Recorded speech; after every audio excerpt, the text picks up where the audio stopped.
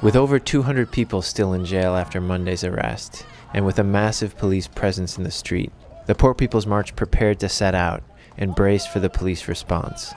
Sherry Honkala addressed the crowd. The dominant question that the media keeps asking me is, are you afraid?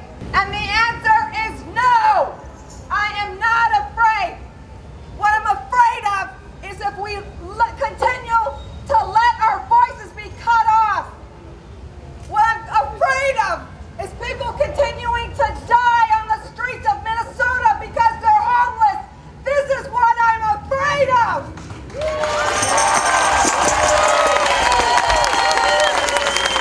They said, you know what, Sherry? Those anarchists, they're going to cause a lot of problems for you. They're going to take your march over, they're going to be violent, and they're going to cause some problems for you. But you know what? It wasn't the anarchists 4 years ago or 8 years ago when we organized the largest Poor People's March. It was the police department that created it. And I don't give a damn if you're an anarchist, if you're a Democrat, or if you're a Republican, or whatever your political ideas are. All I know is I'm going to march today with people that have a similar vision of a different kind of world for us to live in.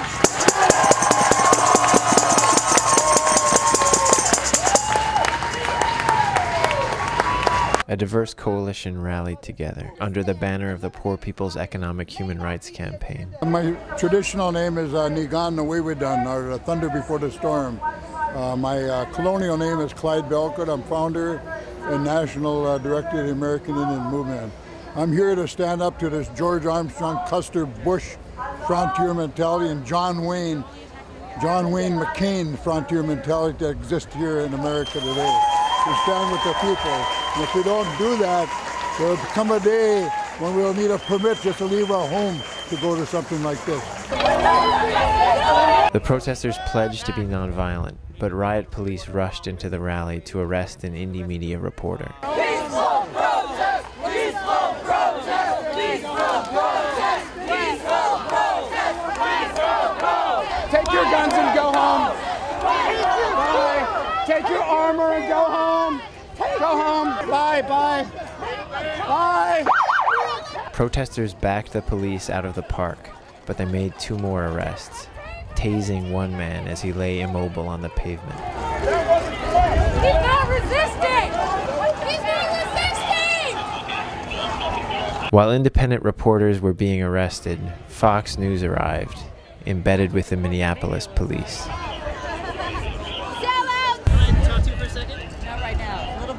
All right. Are you embedded with the police? Camera back now.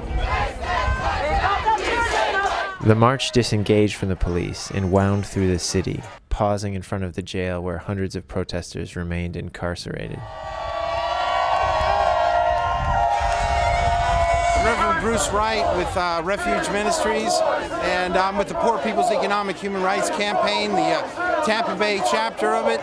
And we're here marching with the Poor People's Campaign for Economic Human Rights. Today we're having a march for our lives, representing the needs of the homeless and the poor of our country. There's been a war ongoing against the homeless and poor, particularly people of color in our country, and we're tired of it. We're not going to take it anymore. We believe it's an issue of justice. As a person of faith, I believe it's an issue of faith as well, and that's why I'm here. My name is Deborah. I'm from Minneapolis, Minnesota. Why are you here today? I'm here marching on the RNC to stand up, speak out, fight back against the war that's going on in Iraq and bring the money back to the USA for housing, education, homelessness. How do you think today's event is going? The day event is very good. I feel that people are empowered today by what is going on, and they understand what is going on. It doesn't matter what the RNC agenda is. It doesn't matter what the Democrat agenda is. It doesn't matter what the independent. We're all as one, all for one and one for all. That's what's going on here today. The march swelled to several thousand and made its way to the convention center, where Sherry Honkala delivered a citizen's arrest through the steel fence. We're here today because we want to charge the folks that are in the Excel Center with crimes against humanity. People are dying here in Minnesota and across the country. They don't have access to health care. They join wars. They go overseas, and poor people kill other poor people just so they can have a job. I just want to practice my First Amendment rights to speak out, and I can't do that behind a cage. I'm not going to hurt anybody. I just want to talk to somebody. I'm going to just deliver the citizen's arrest through the fence. Please don't kill me for that.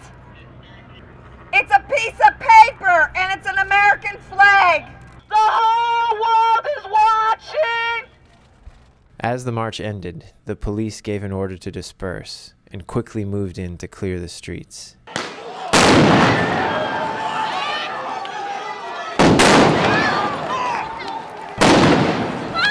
The second day of the convention closed with St. Paul's streets in chaos.